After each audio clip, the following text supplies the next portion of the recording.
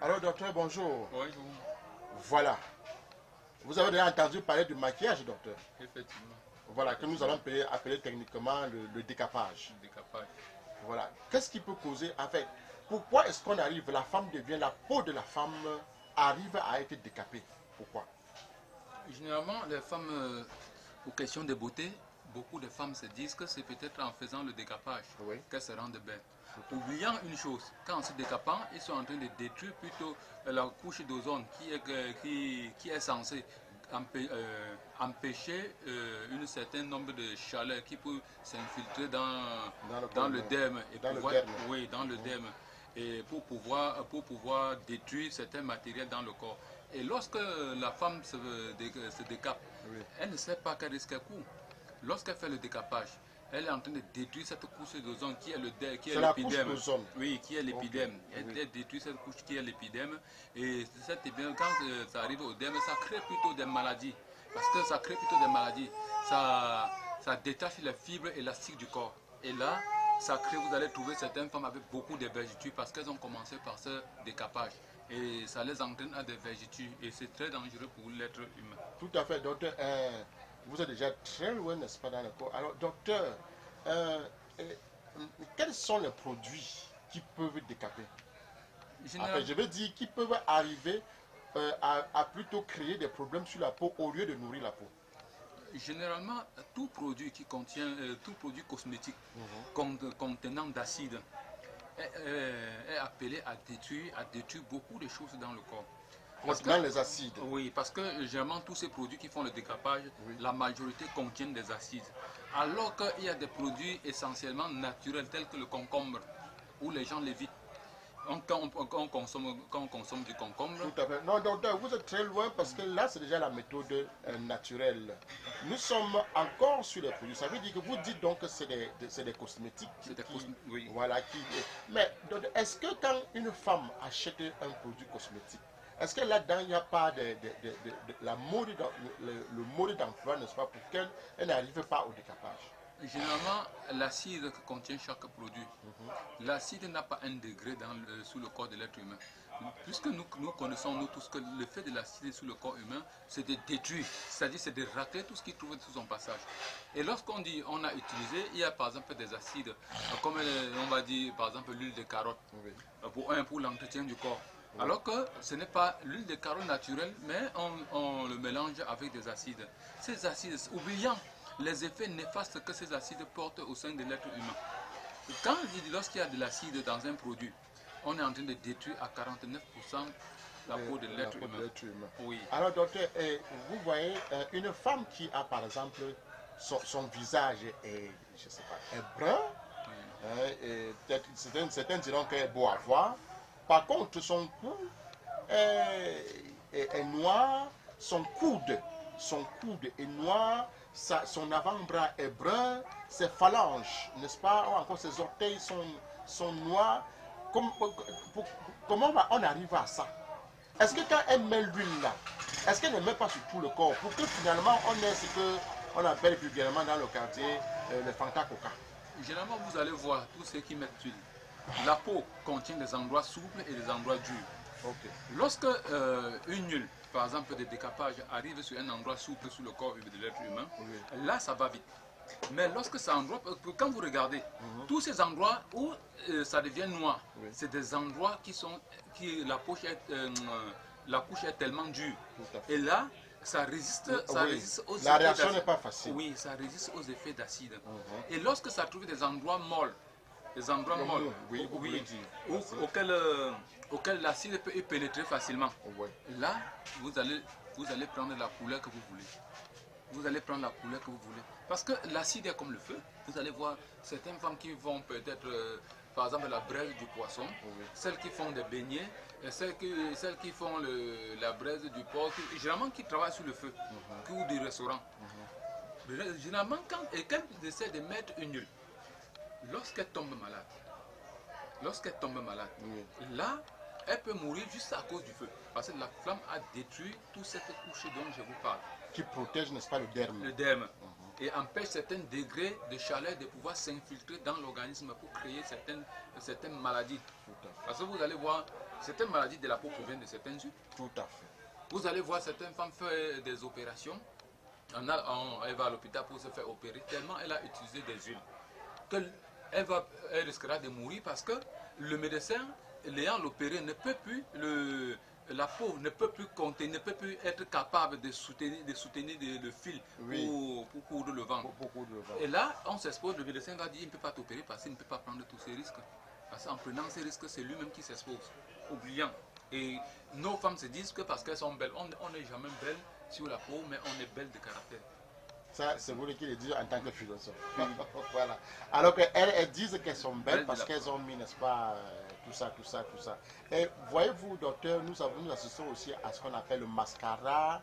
Elles mettent sur les cils, sur les sourcils, avec les fausses, je veux dire, les faux cils, là, avec les faux cils. Et que sais-je encore. Vous voyez, par exemple, quand quelqu'un veut passer, par exemple, à la télévision, on prend le temps, n'est-ce pas, le temps de lui mettre le fond de teint.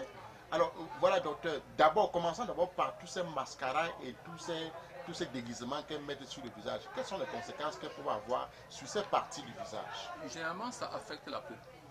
Ça affecte la peau. Et non seulement ça affecte la peau, ça crée également la faiblesse de vision. Mais docteur, sans vous couper, est-ce que la constitution chimique même, la constitution, parce que j'ai questionné une femme qui met les faux ongles et les faux cils, elle me dit que la constitution, n'est-ce pas, de tous ces éléments n'est pas nocif à la santé. C'est tellement nocif parce que vous allez voir ceux qui passent le temps à dire qu'ils se tracent le corps. Ils font le traçage, tout ça. Ça, c'est un risque. C'est des gens qui sont exposés à la longue au cancer, aux différents cancers. Parce que lorsqu'on fait un décapage, on voit parce qu'on a tracé, c'est bien beau que les gens lisent, on dit, il a fait ceci, il a fait tel dessin. Mais à la longue, quelles sont les conséquences? Les conséquences, ça peut être un cancer, ça peut être le cancer, ça peut être des maladies de la peau telles que les harnais, tout ça. Il y a les harnais de la peau, il y a les harnais du visage. Mais on ne sait pas là où toutes ces choses proviennent. Alors que tout va, ça veut dire que tu sors de l'argent, tu vas acheter ta propre maladie et mettre sur toi. Tout à fait. Donc, prenons le temps de nous soumettre plus au naturel qu'au chimique. Voilà justement, docteur. Vous parlez de beaucoup de choses. Je commence d'abord par, vous venez de parler de tous ces mascaras et tout ça. Le rouge à lèvres, par exemple. Est-ce que vous avez déjà eu le temps de connaître la constitution chimique du rouge à lèvres, docteur? Généralement... Avec tout ce qu'elles mettent sur les lèvres, là. Non, généralement, concernant le rouge à lèvres, ce sont des teintures. Des teintures qui ne sont pas nocives. Qui ne sont pas nocives à la santé. Oh non, okay. Ce sont des teintures naturelles. Généralement, on parle des produits de décapage, tout ce qui contient de l'acide. Quand je parle ça, c'est pour décaper. Oui, le rouge à lèvres, c'est juste des teintures qu'on a arrangées et puis on les a constituées et les femmes l'utilisent pour se rendre belles. Voilà, justement, parce qu'il fallait se poser la question, parce que vous voyez, c'est directement sur la bouche et à tout moment, là, ça peut entrer dans le corps humain, docteur. Non, et puis maintenant, là, ces hommes qui font qui s'amouragent partout, là, vous voyez, c'est facile, n'est-ce pas, que ça s'introduise dans le corps facilement? Effectivement, mais ce n'est pas toxique. Puisque c'est la teinture, le colorant n'est jamais toxique. Voilà, si c'est vous qui le dites, moi je crois qu'on peut se rassurer. Vous les dames, vous comprenez, mais ce n'est pas aussi pour autant dire que vous pouvez vous encourager, n'est-ce pas, à mettre ça au fond, ça devient de ça bizarre. Je reviens à une autre question, vous venez d'évoquer quelque chose là, donc, de les vergetures. Est-ce que les vergetures ne peuvent pas être naturelles? C'est-à-dire que est-ce que c'est forcément après s'être décapé qu'on a les vergetures? Non, on peut avoir les vergetures d'essence naturelle lorsqu'on contient beaucoup de poids. Lorsqu'on a tellement de poids, lorsqu'on est trop engraissé, il y a ce qu'on appelle le détachement des fibres musculaires. Et là, on peut se trouver à des vergetures. On peut se trouver à des vergetures. Donc, généralement, lorsque vous trouvez, il y a certaines femmes qui, passant par beaucoup des avortements, peuvent se retrouver avec des vergetures énormes. Donc, je profite pour en donner un conseil aux femmes qui passent le temps à faire des avortements, ils se font tuer. Ils se font tuer. Oui. Ils se font affaiblir le corps. Ils se détruisent. Donc, il faudrait que chacun mette déjà un point sur la tête et dit, quand je vais peut-être faire un avortement, à quoi je m'expose? se poser d'abord cette question Tout à fait. de savoir Tout à fait. si ce qu'il fait est bien. Or, là, lorsque les fibres se détachent, vous vieillissez. Et puis, vous pensez que vous êtes en train de vous faire du bien alors que vous vous rendez plutôt vieux. Vous allez voir les femmes qui font par exemple le décapage, que vous dites, Oui. quelle femme à 40 ans encore elle peut avoir un visage de son âge. Ah, elles disent Non. qu'elles sont... vous voyez même les grandes mamans, mon docteur, qui sont toujours dans ces Vous choses-là. allez voir d'autres, parce que généralement ces femmes, quand elles font ce décapage, à un certain âge, ils sont obligés de mettre les fonds de teint. Tout Pour à fait. pouvoir récupérer... Oui, pour cacher, n'est-ce pas, toutes ces laideurs qu'il y a sur le visage. Effectivement, alors que le naturel, vous allez voir une fille nordiste, qu'est-ce qu'une fille nordiste elle est déjà noire, elle va se décaper pour ressembler à quelqu'un, c'est difficile. Ah, et il faut aussi voir, n'est-ce pas, les blancs, parce qu'elles disent qu'elles veulent être comme des blanches. Pourquoi le blanc ne veut pas être Voilà, comme le noir? alors que le blanc ne cherchera jamais à être noir. Voilà. Ou au contraire, voudrait, n'est-ce pas, être juste, n'est-ce pas, se bronzer, Voilà. tout simplement. C'est- Parce que ce bronze, ça veut dire que ce soleil, n'est-ce pas, donne de la vitamine. On rentre donc dans la nourriture de la peau, docteur. Vous, en tant que naturopathe, qu'est-ce que vous conseillez? D'abord, je ne veux pas dire ici que vous donniez vos potions magiques, puisque c'est vous qui les détenez, mais est-ce qu'on peut nourrir la peau à partir, n'est-ce pas, des ingrédients naturels, Effectivement. comme les plantes, Il par y a des exemple? plantes qui contenant beaucoup de vitamine E, qui sont faites essentiellement pour nourrir la peau. Auquel la femme qui utilise, par exemple, ces plantes naturelles, ces fruits naturels, ne se trouveront jamais en train de dire qu'elle va se faire décaper la peau. Elle aura une peau qui est claire et belle comme elle voudra, sans toutefois se faire décaper juste à partir des plantes naturelles. Il y a des fruits, des plantes contenant beaucoup de vitamine E. Oui.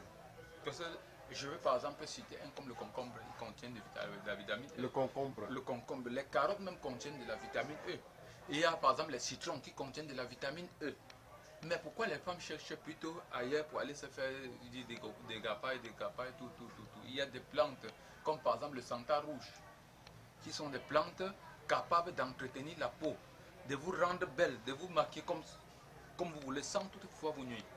Mais beaucoup, il y a par exemple le curcuma, Oui. qui sont des plantes capables de vous nourrir la peau, entretenir votre peau, sans toutefois vous gêner. Mais pourquoi allons-nous chercher toujours des acides pour se faire détruire le corps? Pourquoi le blanc ne cherche pas à se maquiller pour devenir aussi noir? Par exemple. On n'a jamais trouvé un Un blanc qui cherchait à être noir. Oui. Jamais. Mais le noir cherche à être blanc. À être blanc. Alors, ça veut Et dire... docteur, on constate qu'il y a même des hommes. Les hommes sont déjà dans cette histoire, correctement. Je peux dire, ça c'est une folie. Ça c'est une folie. Ça, c'est une folie, quoi. Oui, ça c'est une folie. Parce qu'un homme conscient, il fait le fond de teint. Le fond du teint, pourquoi faire? Néanmoins que ce soit des homosexuels ou bien des Voilà, PD comme on parle. tout Mais à un homme fait. conscient ne peut pas être retrouvé dans certaines Dans situations. cette situation. D'accord. Alors, docteur, on revient, ça c'est une question. C'est vrai que ça c'est des questionnements que généralement les gens ne parlent pas haut et fort. Vous voyez le décapage, les produits de décapage. Est-ce que la partie sensible qui est le sexe de la femme, est-ce que ces produits devraient toucher? Généralement, le décapage n'a rien à y voir avec les parties sensibles de la femme. Puisque même, en mettant, si tu utilises le produit de décapage sur les parties essentielles de la femme, Comme son sexe. oui, Voilà. elle s'expose à un cancer, le cancer utérine directement. Elle s'expose à un cancer utérine Parce que vous voyez, elle se oigne, elle dit que son chaud va sentir bon, que là, il faut que ça sente bon là-bas. Elle y met le parfum et tout. Là, c'est s'exposer à des cancers. Oui. C'est des risques c'est des gros risques que les femmes courent. Tu vas voir une femme rester avec des saignements abondants pendant 48 heures, 2 semaines, 1 mois. Elle est en train de s'exposer. D'autres vont aller, on va dire, vous avez un frottis sanguin. Un frottis sanguin. Elle va dire, elle ne connaît juste à partir des produits qu'elle utilise. Tout à fait. Ça veut dire, vous les femmes, il faut beaucoup vous méfier. N'achetez plus les morts pour mettre sur vous. Essayez de consommer naturel et vous serez en paix. Tout à fait. Docteur, on revient, n'est-ce pas, sur la partie sensible ou bien sur le sexe de la femme. Il faut qu'on aide un peu ces femmes. Parce que voyez-vous, est-ce qu'il y a des femmes ou encore des couples qui ont des soucis actuellement? Le mari dit non, non, et quand je suis sur ma femme, je ne ressens pas parce que ou bien je veux dire, je ne sais pas si vous appelez en termes techniques, son vagin est déjà trop écarté. Est-ce qu'il y a des produits naturels, docteur, qui rétrécissent ou encore qui nourrissent cette partie? Effectivement, il y a des produits qui entretiennent la partie intime de la femme. Il y a des produits auxquels elle boit, il y a des ovules. Parce que, généralement, qu'est-ce qui crée le détachement vaginal chez la femme? Ça veut dire, la femme d'abord, il y a certaines femmes qui sont d'abord sales naturellement. Sales naturellement. Oui. Il y a des femmes qui ont par exemple des écoulements vaginaux ou qui ont par exemple des vaginites et qu'elles ne se rendent même pas compte qu'elles sont atteintes des vaginites. Il y a beaucoup qui poussent des pertes blanches. Oui. Elle va dire j'ai des pertes blanches abondantes. Oubliant que les pertes blanches sont des maladies. Toutes ces maladies, quand ça s'accumule, ça va lui créer des problèmes. Mais docteur, il y a une femme qui me disait un jour, la perte blanche chez la femme, c'est normal. Est-ce que c'est vrai? La femme doit avoir une légère quantité de pertes blanches et qui se produit quelque temps avant la fécondation. Tout à fait. Ce n'est pas essentiel. Ce n'est pas à tout moment. Ce n'est pas à tout moment. Mais si une femme dit déjà que elle à a tout moment, là, les pertes blanches et tout le reste. Ça veut dire qu'il y a problème. Ça veut dire qu'il y a problème. Donc, il ne faudrait pas que les femmes prennent ça comme un allié. C'est une maladie. Tout à fait. Trop de pertes blanches, c'est une maladie. Qu'elles ne disent pas que j'ai des pertes, tu as des pertes, ça veut dire que tu es anormal. Alors revenons donc, vous étiez en train de dire que c'est des femmes qui ont la partie génitale est un peu très relâchée, qu'il y a je veux dire, il y a des plantes qui nourrissent cette partie. Je sais là-dessus. Généralement, il faut entretenir un corps. Il y a des plantes qui peuvent bien entretenir les parties vaginales chez la femme. Voilà. Sans toutefois la nuit. Sans toutefois la nuit. Aussi. Parce que en donnant un produit, il faut mesurer le poids, il faut mesurer toujours le poids du négatif supérieur au positif avant d'administrer un produit à un patient. Mais les gens se disent chez nous, nous faisons une médecine sans dose. C'est faux. La médecine ne doit pas être sans dose. Il faudrait connaître les quantités, les doses auxquelles administrer un patient. C'est bien beau. Tu vas traiter un mal sur quelqu'un en occasionnant un autre mal. Là, c'est toujours des risques que nous prenons en domaine santé. Or, si tu maîtrises le mal, tu maîtrises le dosage, et c'est ce qu'il nous reste à faire. Il faudrait que le gouvernement lui-même essaie de rentrer encore dans ce cadre d'idées pour pouvoir aider ces chercheurs, ces naturopathes et ces praticiens à vraiment mettre les choses dans l'ordre. Que ça se passe un peu comme dans des pays où je suis passé, comme le Sénégal, le Bénin, sans oublier le Gabon et autres, où vous allez trouver nos produits en vente en pharmacie. Par exemple, le Kigelia africain, beaucoup ne vont pas comprendre. Le Kigelia africain, c'est une plante qui se vend en pharmacie. Plus cher même que les remèdes de la pharmacie. Plus cher que les remèdes de la pharmacie. Oui, parce que c'est l'un des plus grands produits pour la fertilité masculine et féminine. Waouh. Oui, le Kigelia africain. Bon, il y a des hommes qui disent qu'ils l'utilisent pour faire rallonger le sexe, autant de choses. Mais c'est des meilleures plantes. Justement, docteur, vous attaquez encore un autre sujet. Parce que vous voyez, c'est des sujets, on n'en parle pas. On n'en parle pas beaucoup, hein, parce que des personnes disent que c'est tabou. Et pourtant, c'est des problèmes qui minent, n'est-ce pas, les couples. Oui. Voyez-vous, par exemple, ces hommes-là qui ont, je ne sais pas si c'est la faiblesse sexuelle, car il n'est pas consommant, ou encore, lorsqu'il n'a pas une longue durée d'érection, vous voyez, par exemple, ça crée trop de problèmes. Alors, vous venez de donner donc des explications sur le sexe de la femme, ou encore des plantes, n'est-ce pas, pour nourrir le sexe de la femme. Alors, pour l'homme, on commence d'abord, vous voyez, les hommes qui prennent des Viagra, ils achètent des comprimés pour boire parce qu'ils veulent mettre longtemps dans leur amour et tout.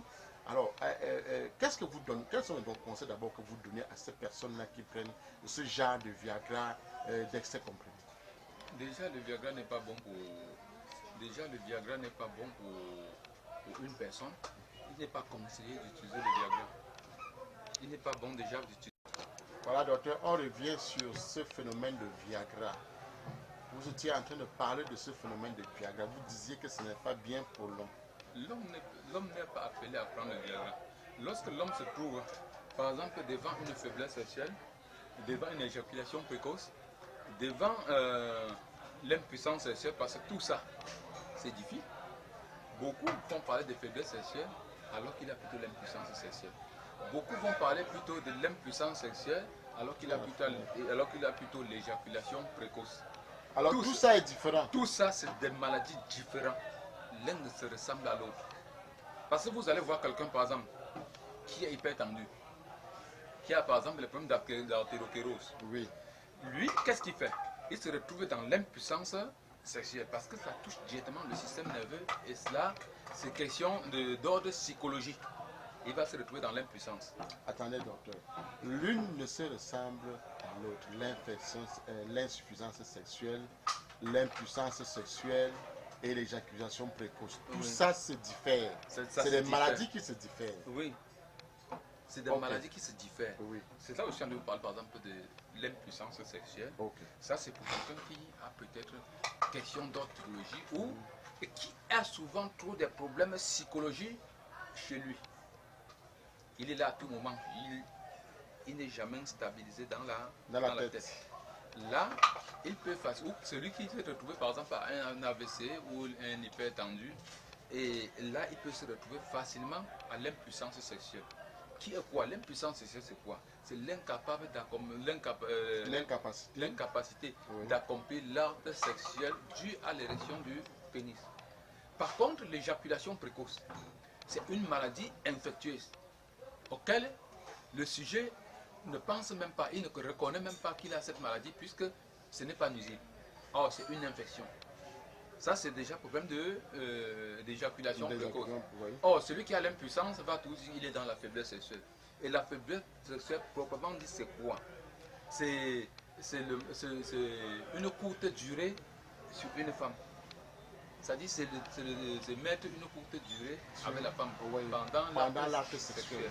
Et cela est dû à quoi? Cela est dû soit à un mal de rein ou à un mauvais nettoyage de rein.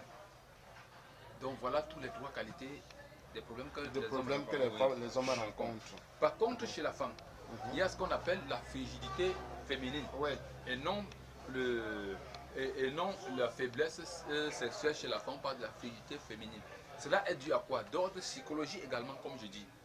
La femme peut avoir tellement de problèmes dans son foyer. Elle peut être le genre qui a été déçu peut-être presque toute une vie. Et ça l'affecte. Elle est affectée. Ça l'entraîne à ce qu'on appelle la frigidité féminine. Et d'autre part, il y a des femmes qui ont par exemple des maladies vénériennes telles que les gonococcies, les gonorrhées, les lécorées, les salpingites, tout ça. Ça peut également l'entraîner dans la frigidité féminine.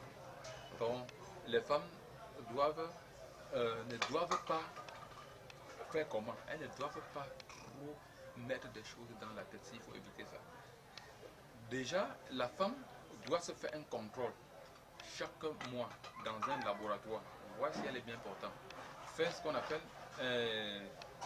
qu'on appelle des tests d'entretien dans un laboratoire, un examen pelvien pour voir si elle est vraiment en santé.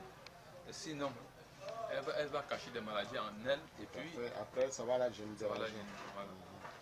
Voilà, ça c'est en fait des sujets sur lesquels on va arriver un autre jour, hein, docteur. Effectivement. On est aujourd'hui dans le décapage. Alors donc on est passé tour à tour sur ces problèmes de décapage. Maintenant, quels sont les conseils que vous pouvez donner à nos femmes qui voudraient, malgré elles, comme elles disaient toujours qu'elles veulent être belles, quels sont les conseils que vous pouvez leur donner en tant que naturopathe? Mon seul conseil que je peux leur donner en tant que naturopathe, c'est de ne pas croire